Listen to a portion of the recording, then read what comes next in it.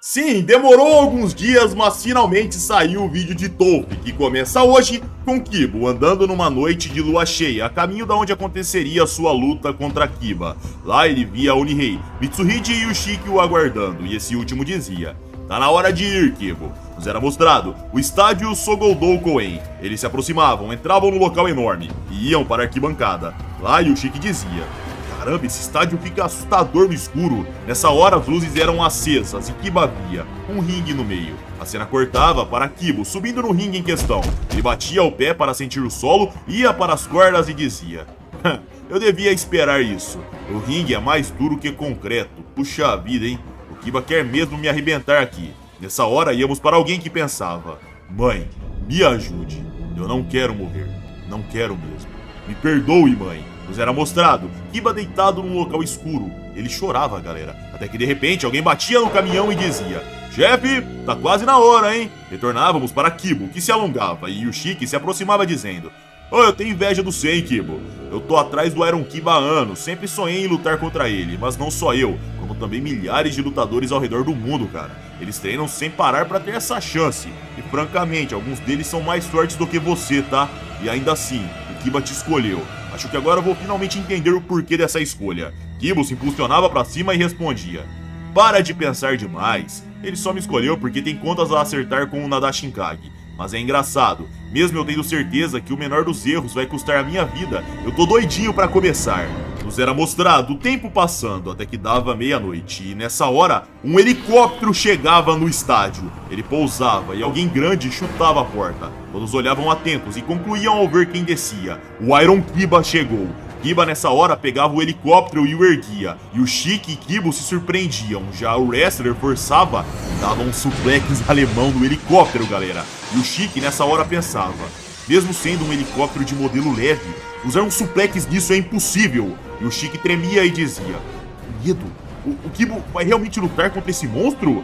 Kiba suava levemente e dizia: "Vocês wrestlers sempre gostam de chamar a atenção, não é mesmo?" Kiba respondia: "Toque o gongo e que a luta comece." Kiba disparava e alertava acelerando: "A luta já começou." Kiba fazia guarda, via Kiba saltando no ringue, e quando o mesmo se aproximava, o garoto recebia com um chute no queixo. Em seguida desviava de um agarrão e lançava um direto de direita, seguido de um golpe no corpo. Com a esquerda, Kiba avançava e acertava um cruzado limpo no queixo. Surpreso, Ushiki questionava: "Incrível! Desde quando ele tem tanta força?"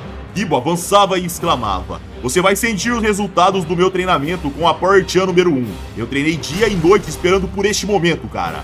Kiba acertava uma esquerda limpa e Ushiki dizia: "Caramba, o Kiba tá de joelhos? Continua, Kiba! Os seus ataques estão funcionando, velho!" Surpreso, Onihei dizia: "Impossível! O garoto está mesmo conseguindo?" Kiba subia com um chute e dizia: "Durma bem." O golpe pegava em cheio. Kiba sentia dor e caía de lado. E Ushiki comemorava e Onihei questionava: Eu mal posso acreditar. Estou mesmo vendo o Iron Kiba no chão ou estou ficando maluco?" Sem dar tempo, Kiba ia para as costas e começava uma sequência de golpes na cabeça. Kiba se fechava, até que tomava um golpe na têmpora. Só que ao ver aquilo, galera, Onihei não ficava aliviado e sim alertava: "Ei, ele está recebendo tudo. O Kiba, ele está se deixando acertar de propósito. O princípio do Pro Wrestler é desenvolver seu corpo ao máximo para poder resistir a todo tipo de ataque do oponente. Dezenas, não, até mesmo centenas de ataques não são capazes de machucar um lutador de Pro Wrestler." E aqui, galera, só um adendo: para quem acompanha Baki, Kengan Ashura, Kengan Omega aqui no canal, vai se lembrar de personagens como Monte Toba e Gary Kenji, e em Kengan Omega, Sekibayashi Jun, o mais renomado de todos. Porém tem José Kanzaki também, que é um wrestler ferrado lá de Kengan Omega. E toda essa máxima que o Onihei alertou de que Pro Wrestlers treinam o seu corpo a esse nível também está presente lá, porque é algo da modalidade real, galera. Pro Wrestlers gostam de tomar os ataques. É claro, na vida real é um show, porém os caras fazem absurdos, se jogam de alturas extremas, se quebram. Galera, lutadores de luta livre, WWE da vida aí, os caras são repletos de lesão. Eu não sei se vocês se lembram daquele vídeo clássico do Jeff Hardy na WWE, passou até no SBT, pulando, sei lá, de 10 metros de altura e se quebrando todo lá no chão. Os caras realmente são malucos. Dito isso, vamos continuar. Kiba nessa hora parava de golpear, olhava para Kiba e dizia: "Então o seu plano é receber os meus ataques sem vacilar, né?" Ok, então não vou perder tempo tentando descobrir o porquê. Afinal, eu vou direto pra sua cabeça, ou melhor, pro seu pescoço. Kibo fazia um mata-leão, puxava a cabeça do seu oponente e travava os braços. Ele apertava, e o Chique dizia: boa, aperta ele, não deixa ele fugir não, Kibo. Kibo respondia: conta comigo, eu prefiro morrer a deixar ele fugir daqui. Você vai dormir em breve, cara. É verdade que pro wrestlers são durões, mas você está me subestimando. Onihei nessa hora percebia algo e pontuava: que estranho. Kibo voltava a dizer enquanto apertava o mata-leão: todo mundo diz que você é um super-homem, mas eu acho que estão errados. É possível estrangular você, como também é possível quebrar um osso seu. Minha definição de super-homem é bem diferente. Ser capaz de superar qualquer obstáculo, ter força até para escapar da morte. Sim, isso sim é ser um super-homem. E o Chique nessa hora dizia: ei, algo está errado. O pescoço de Kiba está totalmente apertado. Sim, eu tô vendo, mas mesmo assim, ele está se levantando, pô. Onihei pontuava: então não era apenas uma lenda.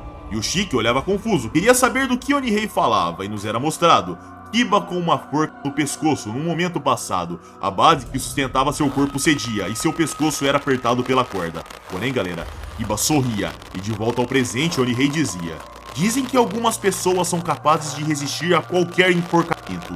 E o Chique questionava: quer dizer que Kiba é um deles? Onihei respondia: não sei confirmar ao certo, porém, estou começando a achar que isso não é só uma lenda. Nos era mostrado Kiba se erguendo até finalmente ficar de pé. Ele ia para o corner, em seguida subia nas cordas. Ele posicionava sua perna para saltar, sorria e dizia da última corda: você vai entender a diferença entre nós, garoto. Kiba inclinava seu corpo e saltava de costas contra o solo. Kibo largava o mata-leão e seus amigos se preocupavam ao ver o rapaz no chão. Kiba se levantava e o Chique dizia: ele subiu na última corda e ainda deu um mergulho enquanto recebia um mata-leão. Velho, esse cara é insano demais. Onihei dizia: nas mãos de um pro wrestler, qualquer insanidade é real. E o Chique pensava: pro wrestlers são tão superiores assim? Kiba subia no ringue novamente, estalava o dedo e começava a contagem. No 4, Kibo abria seus olhos e se levantava dizendo: pro wrestlers que nem você podem ter um corpo que pode resistir a qualquer coisa, eu tô ligado. Mas os corações dos verdadeiros guerreiros são indestrutíveis. Kibo entrava no ringue e continuava: não subestime o coração de um guerreiro, pois ele nunca vai quebrar. Kibo fazia guarda e exclamava: e eu vou te mostrar do que sou capaz. Kiba vinha se aproximando e dizia: não estou desapontado. Você realmente é um filhote de leão. Seu destino é lutar. Está no seu sangue. Kibo avançava dizendo: ah, eu vou enfiar esse papinho no meio do seu velho. Kibo entrava com um chute no joelho e Onihei dizia: cuidado, ele abaixou a guarda de propósito para você atacar. Mantenha os chutes baixos se não quiser ser pego. Kibo dizia entendido, continuava golpeando, até que Kiba dava um passo e dizia: leões não brincam com a comida, eles preferem atacar direto na garganta. Numa velocidade incrível, Kiba entrava numa queda. Onihei se preocupava e o Chique dizia: mano do céu, esse cara é muito rápido, viu a velocidade que ele encurtou? Kibo tentava agarrar o pescoço, mas Kiba continuava avançando. Quando o garoto conseguia, ele segurava a corda para desacelerar e batia contra o corner. Calmamente, Kiba dizia: você disse que seu coração é indestrutível, não disse? Mas você ao menos sabe onde fica o coração? Kiba fechava as mãos, erguia seu oponente e dizia: vou te mostrar como se quebra um coração. Northern Light Suplex. Kibo era jogado de cabeça contra o ringue duro, galera. Esse mesmo tremia e Onihei dizia: meu Deus, esse tipo de queda é fatal. Surpreendendo a todos, Kibo sentia dor, mas mostrava-se bem consciente. Então Kiba pegava o cabelo do rapaz e dizia ao erguendo: o seu coração é o seu cérebro. É só uma massa cinzenta que pesa menos de 2 quilos. Você não vai sentir nada se ele for esmagado. Vou te colocar pra dormir agora. Você está acabado. Kibo sentia a pressão tremenda da queda, e naquela fração de segundo ele pensava no processo. Se o meu cérebro sofrer outro impacto, eu estarei acabado agora. Kibo puxava o braço do seu oponente, e Onihei questionava: ele contra-atacou a projeção com o Kimura? Kibo batia contra o solo, mas como negava o forte impacto graças ao Kimura, ele se reposicionava e dizia: de agora em diante você vai enfrentar a essência do Nadashinkage. Kiba tentava se reposicionar, mas Kibo se reposicionava primeiro. Ele apertava o Kimura e os ossos do seu oponente começavam a ranger. Kiba rangia os dentes, impulsionava seu corpo e se levantava, mas Kibo dizia que ainda não tinha acabado. Ele pegava o braço do seu oponente num armlock adaptado, e animado, Yushiki dizia: inacreditável! o Kibo tá lutando contra o Kiba em pé de igualdade. Onihei adicionava. Melhor que isso, Kiba está sobrecarregado pela velocidade de Kibo. O Iron Kiba perdeu a iniciativa de ataque e está tentando desesperadamente lutar usando força. Kibo continuava puxando e torcendo no Armlock. Kiba sentia dor e o Shiki comentava. Haha, olha lá, o touro, o rodeio tá chegando. Se lembra do trabalho que eu fiz com ele com o touro? Com o equilíbrio incomparável dele, Onihei, esse moleque consegue se adaptar a qualquer movimento do Kiba e usá-lo ao seu favor. Além disso, o Iron Kiba nunca enfrentou um oponente tão pequeno e parece completamente perdido, pode ver? Onihei comentava. Talvez o Kiba tenha suas chances, se ele não cometer nenhum erro. Nos era mostrado Kiba conseguindo se erguer para evitar o Armlock, mas Kiba pegava o pé do mesmo, puxava e dizia: não vai pra lugar nenhum, aqui vai a chave de calcanhar lá de baixo. Não importa a posição, sempre conseguirei colocar alguma coisa. Onihei alertava.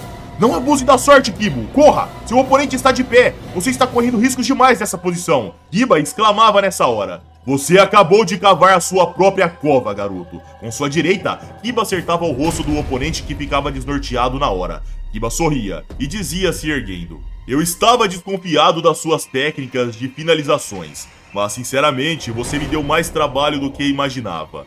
Seu pai ficaria orgulhoso. Kiba pegava seu oponente pelos braços e continuava. 13 anos atrás, o sentimento de medo estava gravado profundamente dentro de mim. Kiba apertava e continuava dizendo. Daquele dia em diante, acordado ou dormindo, ainda revivo aquele pesadelo. Hoje é a sua vez de provar esse sofrimento perpétuo.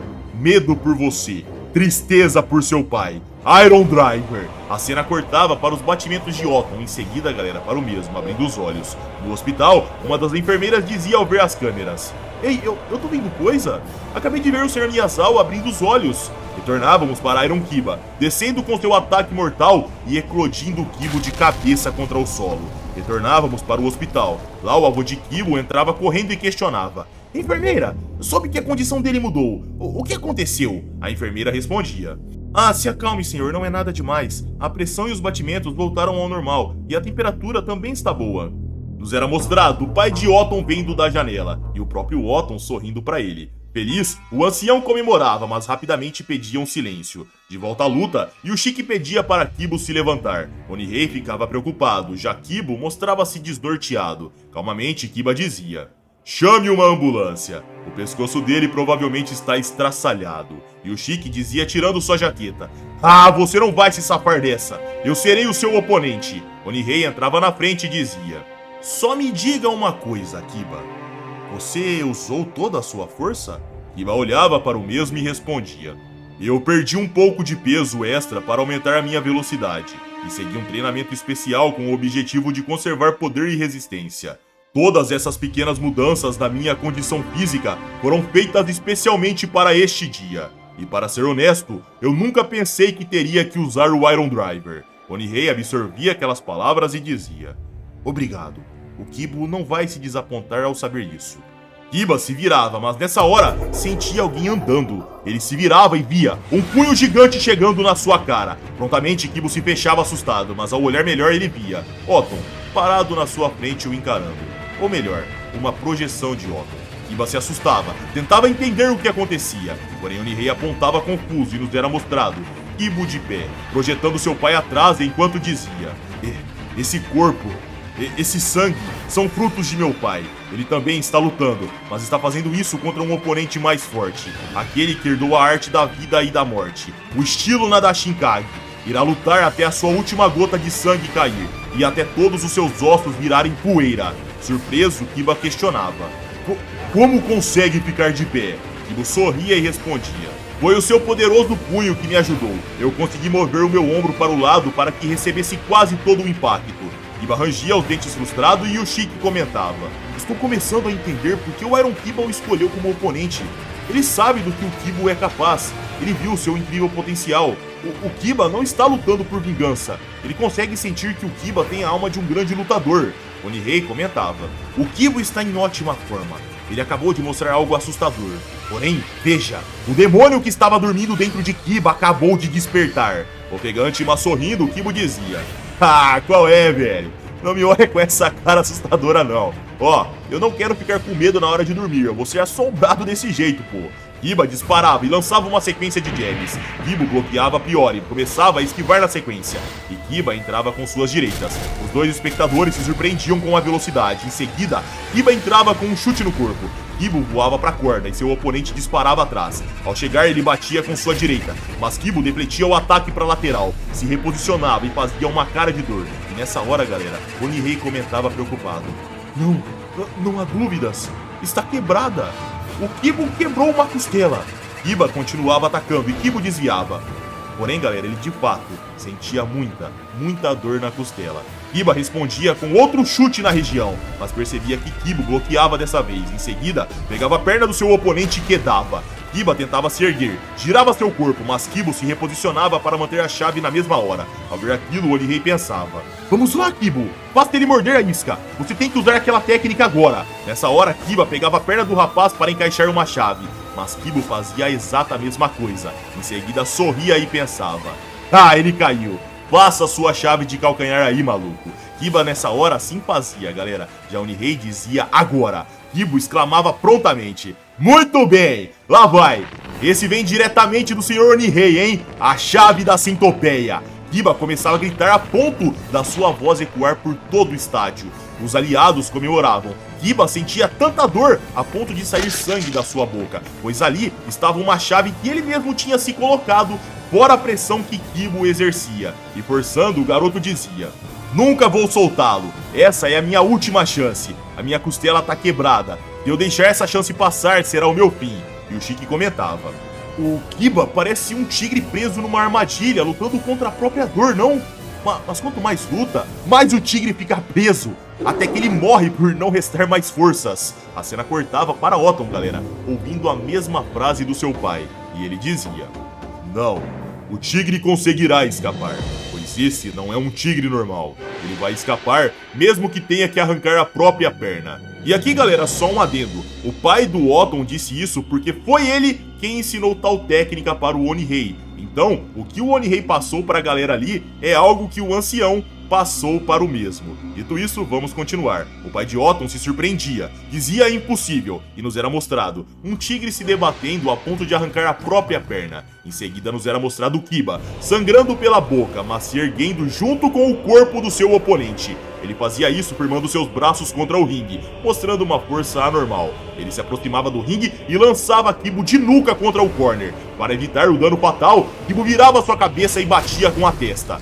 E pra quem acompanha Baki aqui no canal, galera, já sabe muito bem que tomar uma pancada na testa, se for pra tomar uma pancada na cabeça, é uma das melhores regiões, se não a melhor.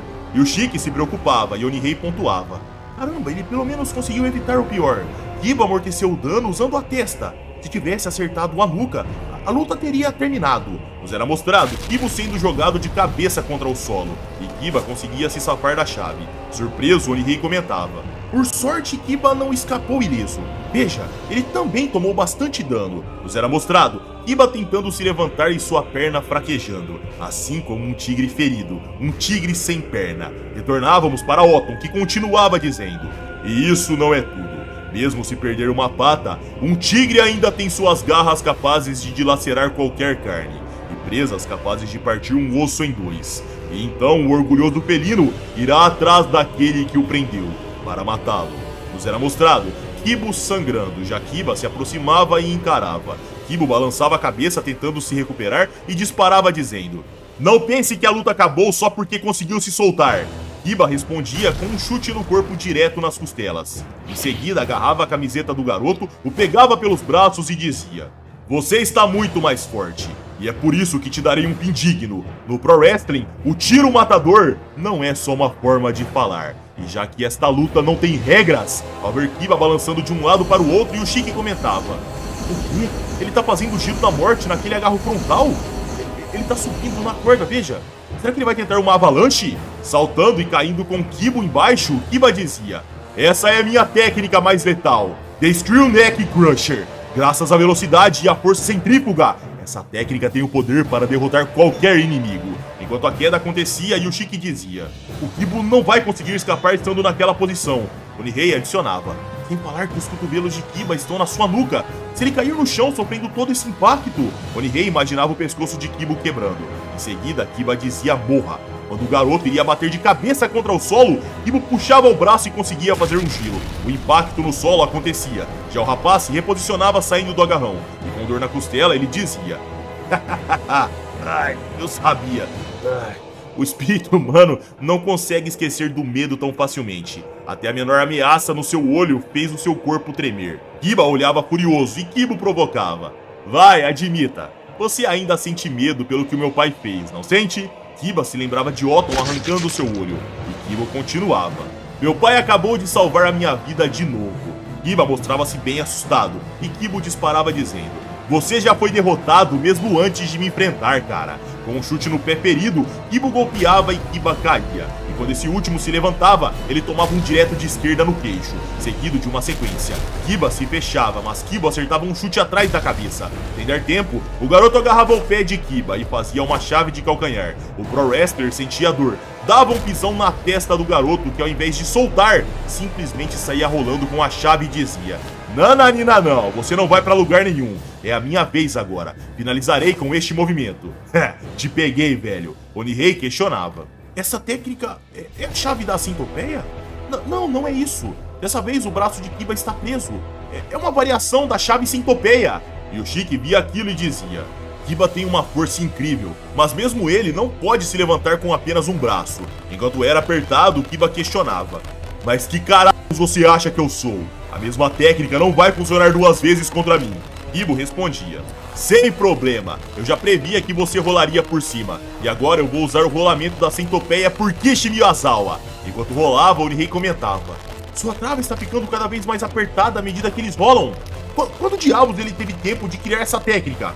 Yoshiki comemorava e Kiba dizia rolando: melhorar técnica sempre foi a minha especialidade. Ter um espírito de criatividade é uma verdadeira força. Enquanto Kiba sentia dor, entrávamos num flashback, galera, onde acontecia um funeral e o narrador pontuava: 16 de setembro de 1954. Daidou Hikiyama, a estrela do mundo das técnicas de combate, faleceu. Celebridades, estrelas do esporte e até mesmo políticos vieram para prestar respeito pela última vez a esse grande ídolo. Nos era mostrado vários figurões e uma mulher que chorava, até que ela via a presença de um garotinho que olhava com raiva. Aquele pequeno seria aquele que no futuro seria conhecido como Iron Kiba, e como narrador, o próprio pontuava: eu tinha 9 anos de idade. As pessoas no funeral cochichavam nessa hora: ei, aquela mulher ali não é a amante do Daidou? Ela é corajosa de aparecer assim, que nojenta. Toda a mídia está aqui, isso vai dar várias manchetes. Alguns seguranças tentavam afastá-la e a mulher pedia: por favor, deixe-me ao menos queimar alguns palitos de Joss em sua memória. Recusavam e tentavam afastá-la, já o garoto subia até o altar e contava: eu vi meu pai pela primeira vez. O garoto cuspia na fotografia e os seguranças tentavam retirá-lo. Já a sua mãe dava um tapa na cara do filho que caía. Ele a via olhando com raiva, em seguida batendo mais e mais e mandando mesmo pedir perdão. Como narrador, Kiba voltava a contar: minha mãe estava me batendo como se estivesse furiosa. Minha mãe amava meu pai de todo o coração. De volta ao presente, Kiba recobrava sua consciência, mas tomava um rolamento para trás, seguido de um chute no corpo. Todos se surpreendiam, já Kiba o olhava, se erguia com a ajuda das cordas e seus amigos comemoravam. Inconsciente, Kiba pensava em sua mãe e Kiba pensava em pé: não levanta. Por favor, não levanta, cara. Minhas costelas estão em pedaços. Só de respirar já tá doendo pro inferno. Eu estou no meu limite. Só fica no chão. Íamos para a mente de Kiba, que divagava: mãe, eu te imploro. Eu não quero morrer. Não quero mesmo. Por favor, mãe. Não quero morrer. Enquanto a voz de Kiba voltava para sua voz de infância, nos era mostrado, galera. O mesmo sendo enforcado num flashback. Sua mãe questionava: você vai morrer com a mamãe, ok? Nós vamos ir ver seu pai. Prometi a ele. Eu jurei a ele que partiríamos juntos. Desesperado, Kiba pensava: eu não quero. Eu não quero morrer. O garoto conseguia se safar da mãe e dizia: eu te odeio. Ele saía correndo e pontuava como narrador. Na manhã seguinte, a mamãe estava morta. De volta ao presente, nos era mostrado Kiba recuperando sua consciência. Kiba se surpreendia. Via o peito do seu oponente pulsando. Em seguida, escutavam um bater forte de coração. E o narrador exclamava: e Kiba volta, como um zumbi se arrastando lentamente da sua tumba. Surpreso, Kiba questionava: impossível? Por quê? Seus joelhos, suas pernas, ele está literalmente em pedaços. Como ele ainda consegue se levantar? Esse cara não é humano? Kiba encarava focado e o narrador pontuava. Nesse momento, Kiba finalmente entendeu com o que estava lidando. Ele estava completamente dominado pelo desejo de Kiba de vencer. Impaciente, Kiba avançava dizendo: "Ah, seu babaca, por que não fica no chão?" Kiba caía de joelhos e Kiba lançava um chute no meio da cara. Sangue jorrava, mas em guarda, Kiba dizia: "É hora de você começar a rezar. Agora eu sei, para mim que matou a própria mãe, exterminar você não significa nada." Surpreso, Kiba pensava: quem sabe o que provoca o medo quando o limite de um cara desse foi superado? Mas por quê? Por que esse cara tá de pé? O que mantém Kiba de pé a esta altura? Quer saber? Beleza. Vejo que você tem coragem. Mas o que você tem além disso? Kiba encurtava, ia pra lateral, em seguida lançava um direto no queixo. Kiba se fechava, começava a receber uma sequência de socos, em seguida de chutes, até que um deles atravessava a guarda do wrestler, que caía de cara no chão. Na mesma hora, o Nihei comentava: beleza, ele aproveitou o ponto cego para dar um chute alto no Kiba. Se o Kiba se levantar depois dessa... Antes de completar sua frase, a cena cortava para Otton, mostrando suas costas, e seu pai dizia: os nervos vertebrais transmitindo os impulsos nervosos mostram sinais de fraqueza. A sua espinha foi atingida também. Você sabe disso tão bem quanto eu. Colocar seu corpo traumatizado no tratamento de choque, enquanto suas funções motoras ainda estão prejudicadas, é extremamente perigoso. Otton concordava e seu pai questionava: você precisa tanto assim encontrar o Kishi? Otton respondia tirando as agulhas: deixar ele lutar sozinho daquele jeito me enfraquece mais que qualquer coisa. O velho sorria e dizia: entendo, você é pai dele afinal. Bom, faça o que quiser. Retornávamos para o combate. Kiba via seu oponente sangrando e pensava: não importa como eu ataque, o Kiba se levanta. Será que seu orgulho como campeão mundial pelos últimos 20 anos o mantém de pé? Ou será que ele está simplesmente manifestando sua vontade de ganhar? Não, tem mais alguma coisa por trás disso. Entrávamos num flashback de novo, onde o pequeno Kiba olhava para o túmulo de seu pai, Daido Hikiyama. Uma chuva assolava o ambiente e o pequeno Kiba dizia: mamãe está morta, e é tudo culpa sua. O pequeno avançava e golpeava, uma, duas, incontáveis vezes. O som de socos ecoando se perdia na chuva forte que caía no cemitério. Quando o punho do garoto sangrava, nos era mostrado o túmulo derrubado, e o garoto dizia: você nunca vai me derrotar. De volta ao presente, o pai de Otton juntava suas mãos e pressionava exclamando: sei, Haibu, isso é para seus pontos de energia localizados nas extremidades do 12º par de costelas. Otton mordia um pano para aguentar a dor e seu pai continuava: surco, o nervo passando entre a sexta e a sétima vértebra. E de novo, Gokukyo, Seira, para liberar o sexto espaço intercostal no flanco esquerdo. Isso, Kasumika, situado do lado dos seus sensores auditivos. Um estalo ecoava no crânio de Otton. Ele mordia a toalha a ponto de sangrar. Enquanto isso, sons ecoavam de seu quarto no hospital. Retornávamos para o combate e Kiba questionava: o medo parece ter te paralisado. Já acabou? E o Shiki comentava: ele abaixou suas mãos. Cara, ele tá chamando o Kiba para atacar. Kiba fazia a guarda e Kiba dizia: essa luta não vai acabar até que você me mate. Kiba disparava e dizia: ok, foi você que pediu então. Onihei alertava na hora: não vai pra cima dele, Kiba. Disparando, Kiba respondia: como um cervo andando na frente do caçador. O medo vai afetar suas ações tanto quanto seu julgamento. Kiba olhava sério e respondia: Kiba de ferro ou não, eu vou te pôr pra dormir, cara. Eu sou o filho do mais forte. Kiba bloqueava um chute alto, encurtava, colocava o cotovelo no corpo do seu oponente e quedava enquanto Onihei comentava: ele mirou seu cotovelo nas costelas quebradas de Kiba com todo o seu peso do corpo. Kiba sentia a dor e nos era mostrado suas costelas fraturadas. Na mesma hora, Kiba acertava uma cabeçada na testa do garoto, que já passava a perna, movia o braço e tentava se reposicionar. Prontamente, Kiba dizia: resistir é inútil. Ó senhor, meu papai é o mais forte. Kiba acertava um soco na costela, em seguida esfregava seu punho. Depois Kiba pressionava e Onihei dizia: se os ossos quebrados perfurarem seu coração, o Kiba já era. Enquanto Kiba sentia dor, Kiba dizia golpeando: eu também herdei o sangue de um guerreiro. Kiba começava a cuspir sangue e Kiba continuava: uma herança de sangue e dor, um sofrimento maior. muito maior do que você jamais sentiu. Retornávamos para o flashback, onde uma bela casa nos era mostrada. Em seguida, o jovem Kiba e a esposa viúva de Daidou Hikiyama. Atrás do garoto havia um homem grande que dizia: "Meu nome é Gosaka e eu vou ser seu professor." Kiba era enfiado de cara contra o solo de repente e Gosaka continuava: "Primeira lição, aprenda a cumprimentar. Você tem que ajoelhar e se abaixar até a sua testa tocar o solo. Desse jeito, entendeu?" Kiba era jogado num vidro e Gosaka continuava: "A senhora Hikiyama aceitou cuidar do filho de uma vadia que nem você. Então você deve mostrar um pouco de gratidão. Vamos, agradeça a ela." "Hein? Não tô te escutando." "Você deve agradecê-la do fundo do seu coração. Vamos, diga alto, vermezinho." A viúva aguardava e Kiba respondia sangrando: "Bruxa velha." A viúva se surpreendia e pensava: Mas que temperamento? Não restam dúvidas, esse garoto é filho de Daidou Hikiyama." Irritado, Gosaka dizia: "O que disse?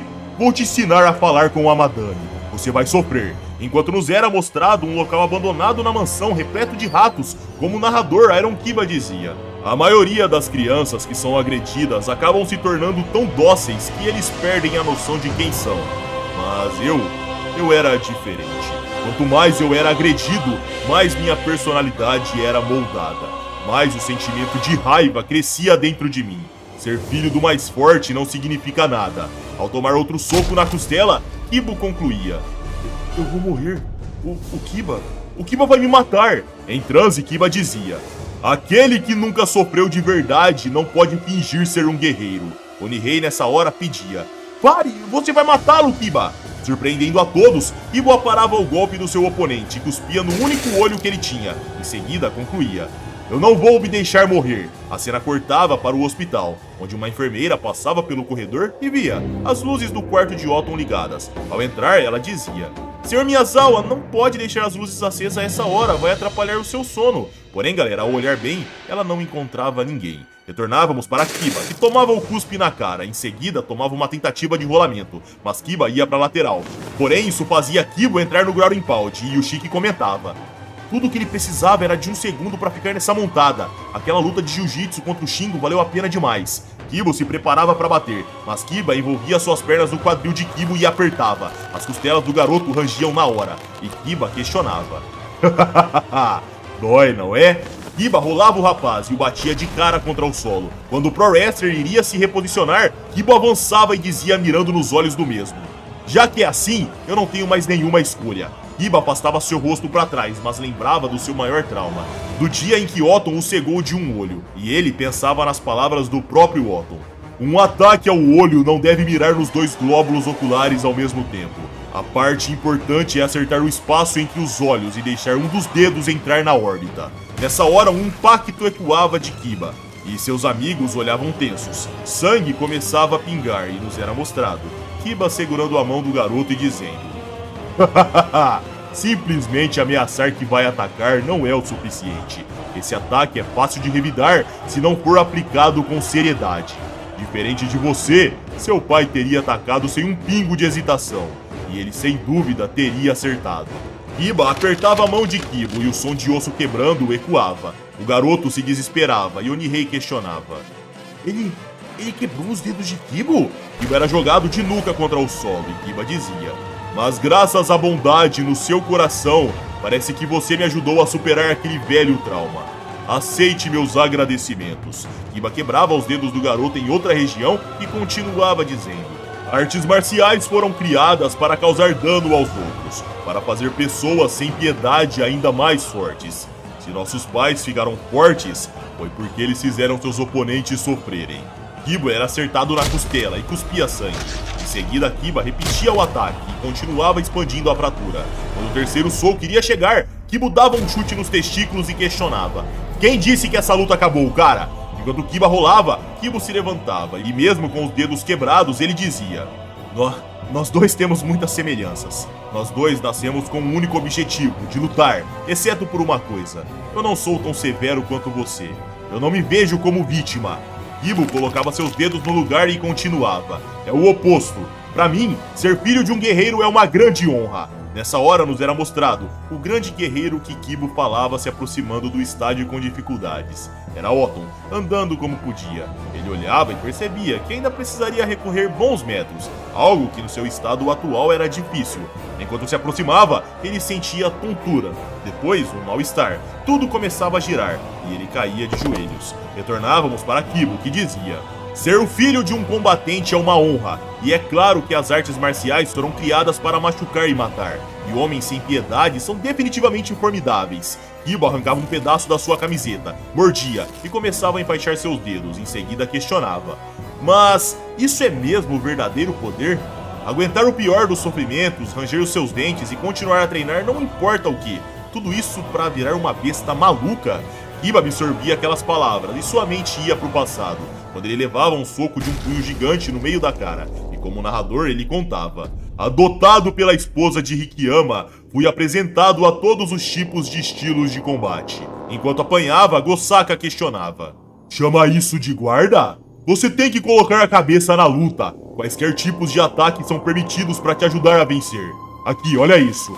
Essa é a trava do cachecol. Para se livrar disso, você mexe seu ombro e seu braço, então se levanta formando uma ponte. O quê? Ah, fraco. Perdeu a consciência de novo. Em outro momento, enquanto Kibo lavava as costas da viúva, ele contava como narrador: a mulher que me acolheu também era encantada por Hikiyama, e para manter as aparências, ela recorreu a dezenas de cirurgias plásticas para fazer sua pele velha nova de novo. Não apenas ela ficou repulsiva, ela ficou feia a ponto de ser assustadora. Em seguida, a viúva dizia: você deve ficar forte, tão forte quanto Daido Hikiyama foi. Garoto, você me acha bonita, não acha? E para o Hikiyama, eu posso ficar ainda mais bonita. Enquanto o pequeno olhava confuso, ele contava do futuro. Teria sido aquilo poder? Uma coisa capaz de atrair você naquele momento. Pessoas para treiná-las até perderem a razão? Eu não sei. Daí em diante, o que eu queria acima de tudo era poder absoluto. Para isso, eu teria que derrotar o inimigo em minha frente. De volta ao presente, Kibo questionava: você acha que não é um tanto desapontador se limitar a ser uma besta sanguinária? Artes marciais são muito mais divertidas que isso, cara. Irritado, Kiba questionava: divertidas? Mas que caralhos um merdinha como você sabe?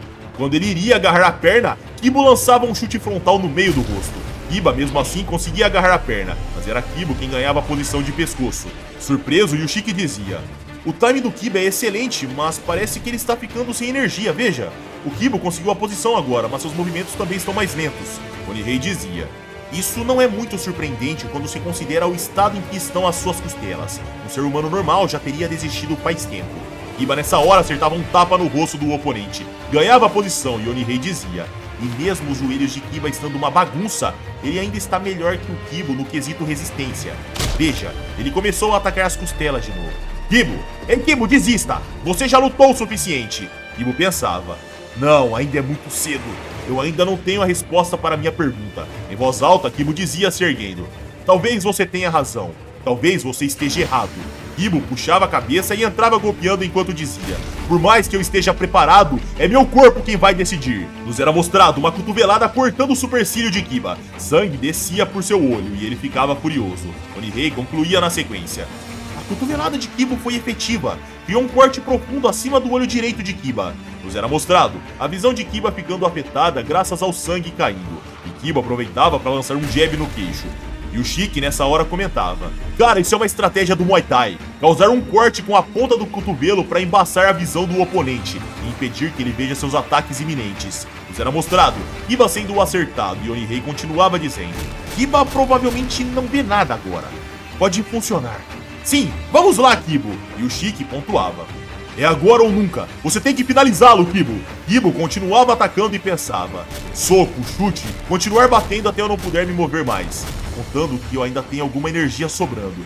Kibo chutava as pernas e Kiba caía de joelhos. Em seguida, Yushiki concluía: Kiba tá de joelhos. Ele está respirando com dificuldades agora. Kibo avançava com um chute e dizia: você já era. Enquanto seu ataque se aproximava, ele pensava: toda a minha paixão por artes marciais. Toda a minha energia concentrada em um único golpe, tudo para derrotar o Kiba. O chute explodia na mandíbula de Kiba e esse último voltava a contar enquanto entrávamos no flashback na mansão da família Hikiyama. tornando-se um monstro para viver. Nos era mostrado, galera, Gosaka dormindo, roncando no seu quarto, até que alguém abria a porta. Era o jovem Kiba, que pegava um taco, erguia em cima do seu agressor e contava como narrador: poder nasce da raiva e também do ódio. Kiba acertava a cabeça de Gosaka uma vez. O ataque não era suficiente para eliminá-lo. O grandalhão acordava reclamando, mas tomava outra pancada na têmpora. Sangue jorrava e Kiba contava enquanto batia repetidamente. Eu não vi nenhuma covardia no que eu fiz. Eu pensei que ainda estava em desvantagem porque eu era apenas uma criança e meu oponente era um adulto totalmente crescido. E para piorar, um lutador. Gosaka corria desnorteado, pedia socorro, mas Kiba não parava. Ele batia de novo, até que seu oponente não respondia mais e ele voltava a contar. Aquele idiota pretensioso do Gosaka havia perdido a consciência enquanto chorava como uma menininha. Já eu estava morrendo de alegria. Joguei o bastão fora e peguei seu braço numa chave. Lembro que seu braço quebrou facilmente quando eu apliquei minha chave de cotovelo. E aí, a dor o acordou. Depois fui para sua perna. Gosaka havia se tornado meu ratinho de laboratório. Era como se eu tivesse me intoxicado com essas técnicas que eram capazes de destruir o corpo humano. Eu me tornei uma besta. Eu nunca mais perdi novamente, exceto uma vez, porque um humano não consegue derrotar uma besta. De volta ao presente, Onihei dizia: Ei, me belisca que eu devo estar sonhando. Eu não tô acreditando nos meus olhos. O Kiba, o Iron Kiba foi nocauteado. Kiba o encarava e pensava: ele está caído. A besta está no chão. Acabou. Kiba tirava a atenção do seu corpo, se ajoelhava e concluía: Eu venci. Eu derrotei o Kiba. Nessa hora, Kiba escutava alguém chegando. Ele olhava e via Otton. Em seguida concluía: Pai, então você venceu sua luta também. Otton encarava a série e dizia: Seu idiota! Kiba retrucava: Ah, pai, não seja assim. Para de me olhar desse jeito.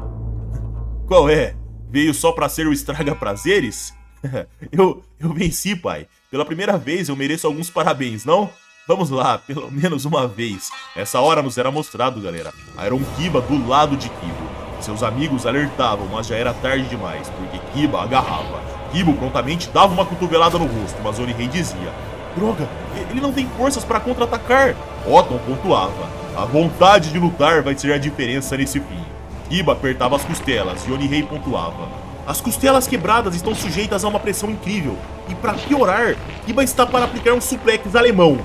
Kibo dava um chutinho no joelho de Kiba, e o mesmo mantinha a mesma feição. Em seguida, Otton dizia: O Iron Kiba já perdeu a consciência. Onihei olhava confuso, e Otton pensava enquanto o suplex acontecia. Aí vai. Kiba não está mais lutando contra Kibo. Aquele é o infame suplex alemão de Iron Kiba. Em seus testes na TV, ele mostrou um poder incrível capaz de destruir um helicóptero, aplicado a uma velocidade inacreditável.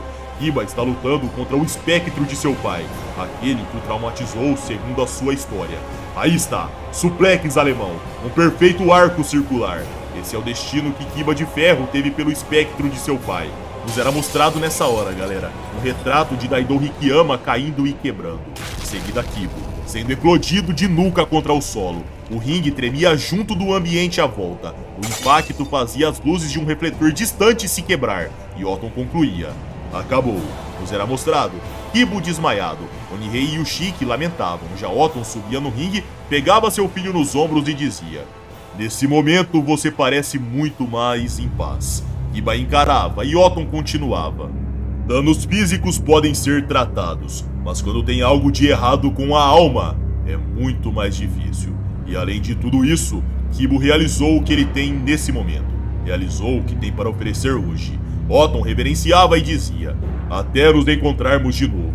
Nessa hora nos era mostrado, galera, o sol nascendo, e Onihei concluía: Olha ali, o Kiba ainda está de pé. Nessa hora entrávamos num flashback, onde Kiba ia num hospital e dizia, já adulto: Permaneçam lá fora. Os seus capangas saíam e uma enfermeira dizia: Ela não enxerga mais nada, senhor. Kiba via a viúva de Hikiyama bem velha, ela se maquiava e a enfermeira continuava: O Alzheimer continua progredindo, mas ela ainda passa a maquiagem. Ela se maqueia por pelo menos 5 horas, todos os dias. Kiba absorvia aquelas palavras, até que a viúva o percebia. Ela derrubava o vidro, esticava sua mão e dizia: Daido, é você, meu querido Daidou? Kiba esticava a mão e respondia. Sim, sou eu, Daidou Hikiyama. A viúva questionava. Oh, meu querido, eu sou bonita? Kiba respondia sorrindo. Sim, a mais bonita de todas. Tempos depois, Kiba contava. Ano passado, aos 98 anos de idade. Assim como pela minha falecida mãe, o amor que essa mulher tinha por Daidou Hikiyama permaneceu o mesmo até o momento de sua morte. Voltávamos para o presente, onde Yonihei apontava e continuava dizendo. Olha ali, Yushiki, aquele monstro de segundos atrás. Parece calmo. Calmo como o próprio Buda nesse momento. A cena cortava para Kibo, acordando enquanto se distanciava. Ele era carregado por seu pai e questionava. Pai, eu perdi? Otton respondia sim e Kibo comentava. Então eu perdi. Estranho, eu perdi, mas não estou frustrado. Não sinto vontade de chorar. Por que isso? Eu não entendo. Otton respondia. Porque você deu tudo de si. E foi uma derrota total. Kiba sorria e dizia. Caramba, que doideira.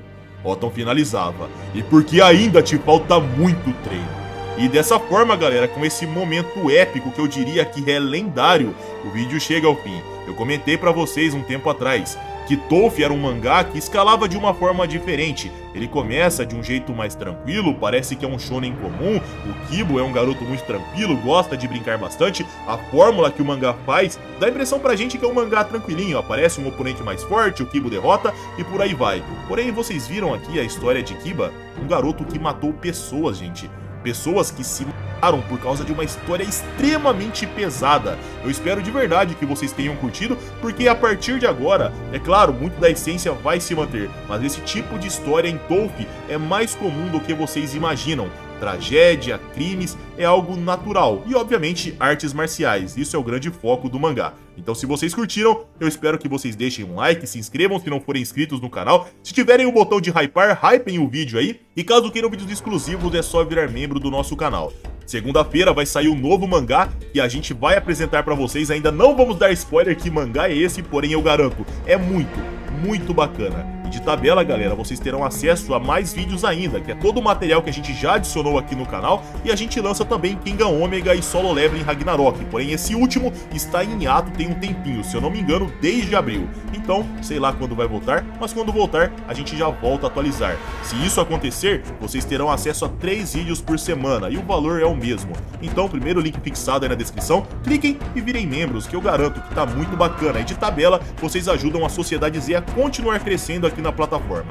Minhas redes sociais vão estar aqui na tela, GTRZ no Instagram, estou postando minha jornada na luta de braço, então colhem lá se for do seu interesse. Galera, é isso, eu tô indo nessa, um abraço, fiquem com Deus e tamo junto.